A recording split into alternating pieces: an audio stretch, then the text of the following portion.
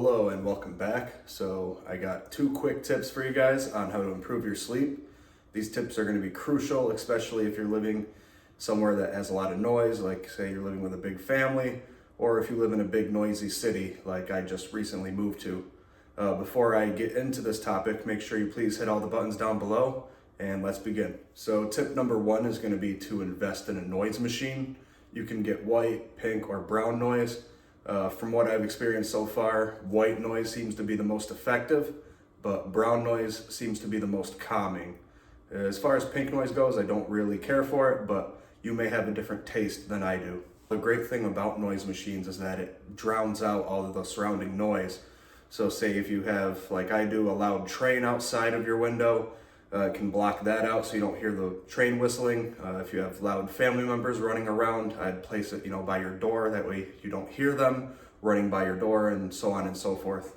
And this is crucial for improving your sleep quality, because when you hear these loud noises, it triggers the survival mechanisms back, 1,000 years ago. Say if there was some rummaging noise in the middle of the night, that could have been a predator that was about to kill you. So your body still gets startled, it will wake you up out of your sleep. And even if you don't fully realize it, it can startle you to the point where you're like half awake.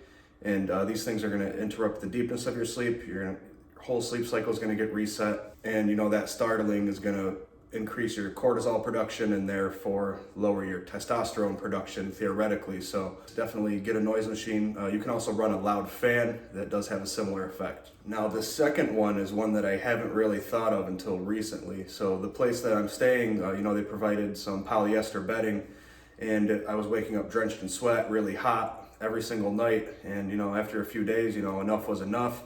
Did a little bit of research and realized, that the polyester doesn't breathe.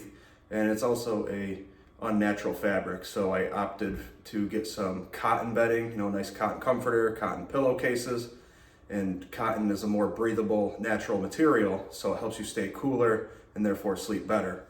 And the other drawback of these unnatural polyester bedding is that it's made out of petroleum products. Some could argue that it may be bad for your health and your hormone production because your body, your skin is directly in contact with these unnatural fibers. I don't really believe that part as much, maybe to a very slight extent, but the more, natural you can have it. Obviously our bodies have been in contact with cotton and things like wool for a long time, whereas polyester is more of a new substance that our bodies aren't used to. So that may have some truth there.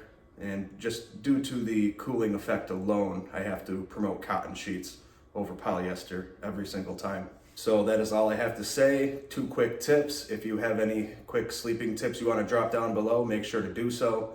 Ask some questions for the Q&A so I can make more of those, and have a great day.